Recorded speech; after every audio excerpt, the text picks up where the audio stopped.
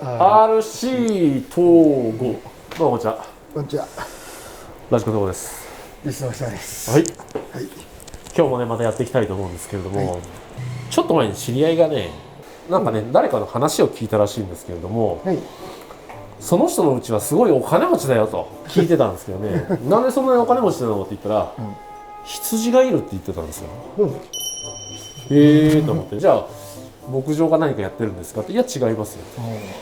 町の中ですよって。町の中で羊がいる。羊をどういうことなのかなってちょっと考えてたんだけどね、どうやら、羊じゃないみたい。執事だそうです。よく話を聞いてると、なんかそういうお世話してくれる人までいるって言ってたんで、それ聞いててね、それはね羊じゃないよ執事だよっていうね、関東の方の人っていうのは結構火と死が混ざるっていうたまに聞いたこともあるんで、一人の人から聞いたことあるだけなんで、もしこれガセネタだったらすいませんね。でまあ今日は何をやっていこうかなっていうふうに思ったんですけど、これです。出ました。チラッチラッチラッってね、女の子のパンツじゃないんですけどね、このタオさんタオの3番ね、最近見てないんですけどね、タオさん。そうですね、ずーっと、どこ行っちゃったのかな。ね、元気かな。なんか山登りを始めてね、ことなんですけど、まあタオさんって誰っていうふうにみんな思うかもしれないですけど、中部地区では結構ね名前が知れた有名な方ですよね。すごい優しい方ですね。で実際これね、名前は多分タオサードっていうと思うんですよ。でこちらの方をねちょっと実際どんな風になるのかちょっと使ってみたいなっていうので、レビューの方ちょっとしていきたいと思うんですけれども、タオセカンド、タオサードっていう風で、タオセカンド確か無線だよね。Bluetooth か。なんだけども今回はこのね有線になったっていう風なんですよね。有線式になって値段がかなりお値打ちになったっていう。前のやつ確か2万いくらしたよね。結構高いね。今回のやつはね定価1万2000円にプラス消費税という形になるんで、タオサードって言ってるけど、なんだそれみたいな、これ要はセッティングカードですよ。そっからいかないかな。ESC っていうアンプがあって、それをセッティングするためのカードっていう風なんでね、こちらの方をねちょっとね開けていきたいと思いますね。こういう感じでね、まず箱なんですけども、これちょっと梱包がすごい綺麗ですよね。毎回アキュバンスさんなんですけれども、結構綺麗な箱になってます。これねアキュバンスじゃなくてアキュバンスなんですよね。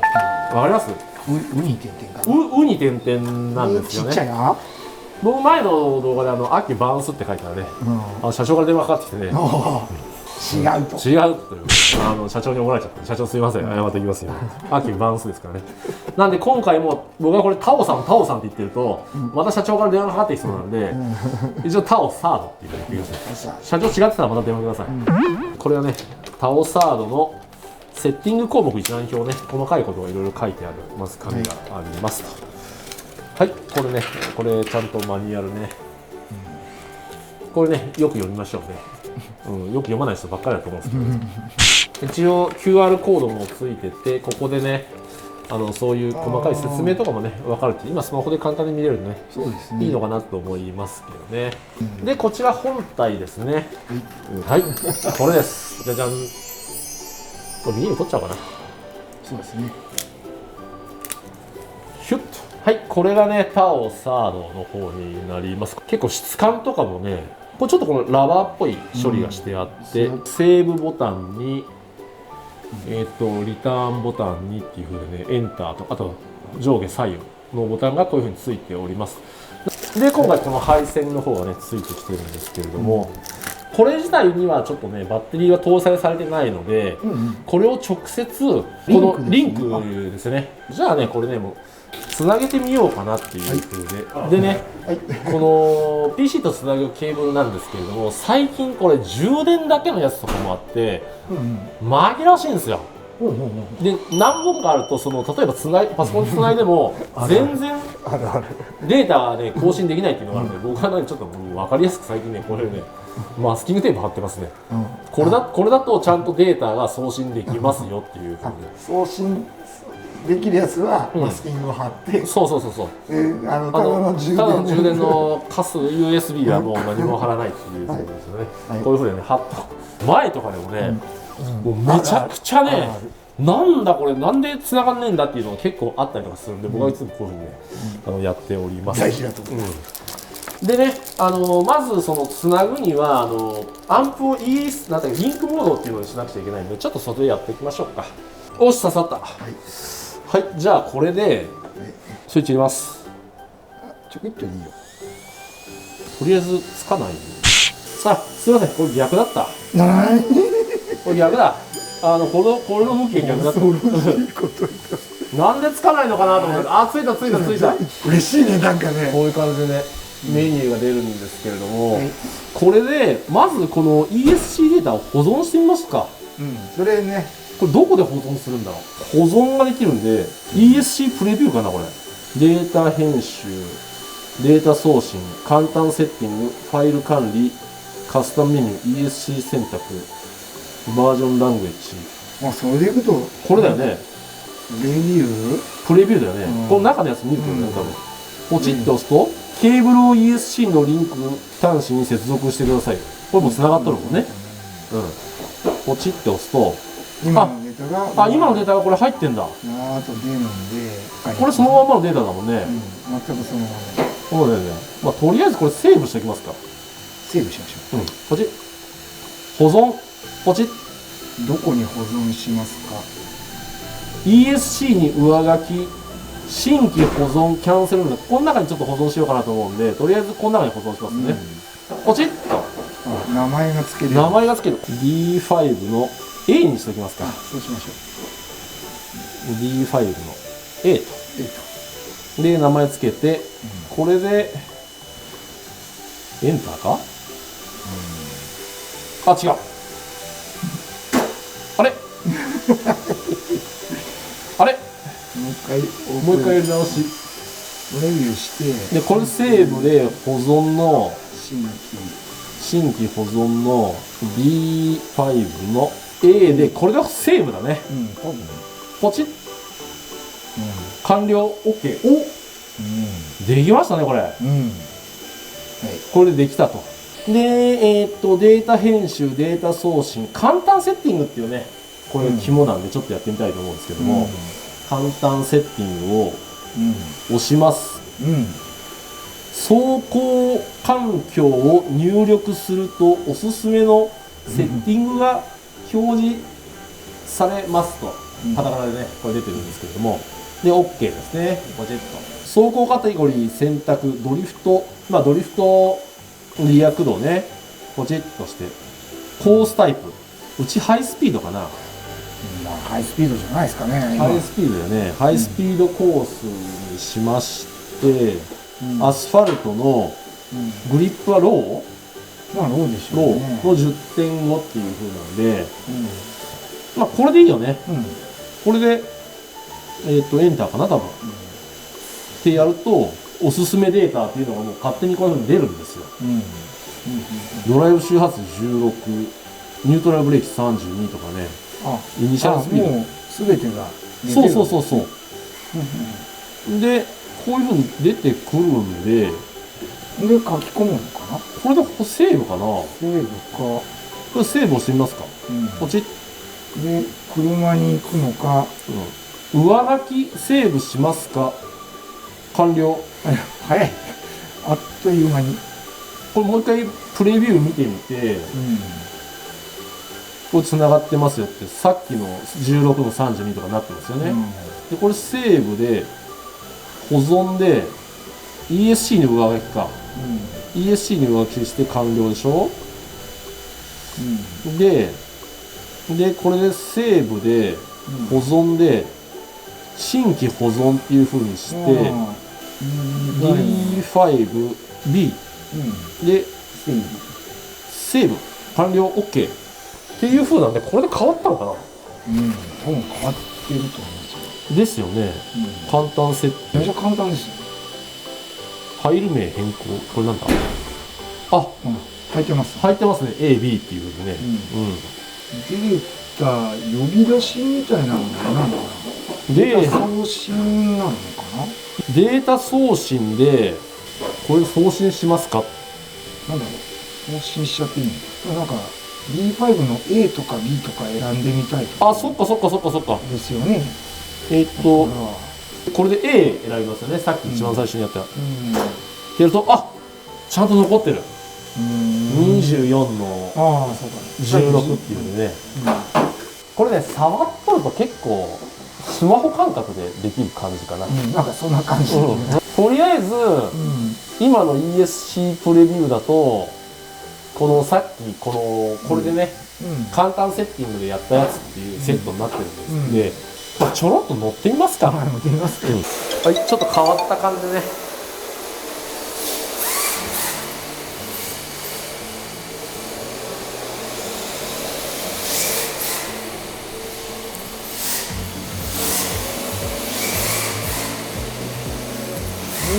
でも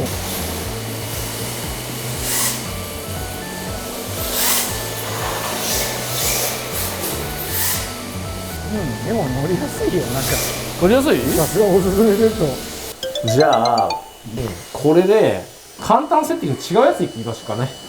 カテゴリードリフトリア駆動で、これまだハイスピード、ロースピードにしてみるっけ。今度ローにしましょショートテクニカル、まあ、全く違うんですけども、でカラコン P タイルアスファルトカーペットというカーペットにしてみる。グリップがモーター 10.5、これにしますか。セーブだね。セーブ上書き、エンター完了。できました。ESC プレビューで見ると、やっぱり変わってる。5とかね。全然数値違いますね。だからこれセーブしましょうか。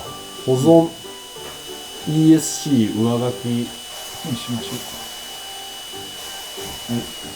うか。違う、ESC 上書きじゃダメだ。プレビューの接続してるでしょ。セーブの保存の新規保存ね。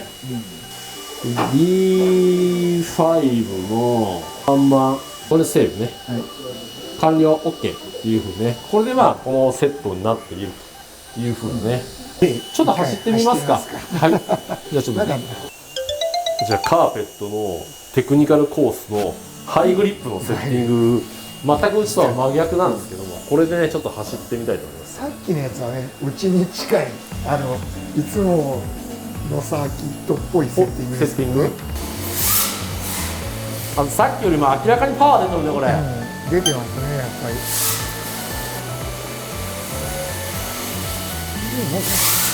これはこれでいい。それはそれでいい。これはこれでもっと乗りにくいかなと思ったけど、でも明らかにバンバンパワー出てるね。パワー感もあるしね。